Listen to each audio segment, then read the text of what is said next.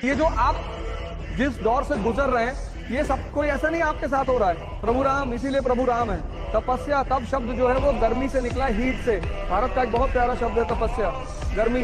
हम जब पढ़ना शुरू किए तो हमें तो कुछ नहीं आता था, और चले गए आईएएस की तैयारी करने, और पहले दिन इकोनॉमी की क्लास, और जो टीचर पढ़ा रहा था दुनिया के बेहतरीन टीचरों में से एक, वो समझा रहे थे जीडीपी रोलिंग इन दिस। मैंने कहा क्या बता रहे हैं भैया, और मैं देखा क्लास में सारे लड़के एकदम तंग के बैठे हुए, हिंदू न्यूज़पेपर लिए हुए, और वापस भाग भी नहीं सकते थे। मोहल्ले में सबको बता के आए थे कि भैया आईएएस की तैयारी करने जा रहे हैं।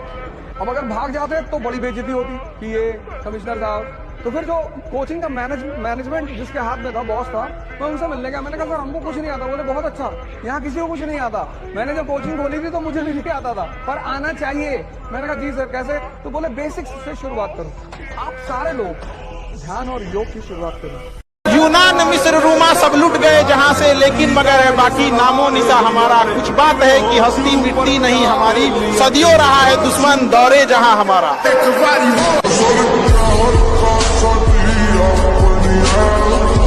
बात हमेशा याद रखना, भरोसा अपने पर रखो तो ताकत बन जाती है, भरोसा दूसरों पर रखो तो कमजोरी बन जाती है।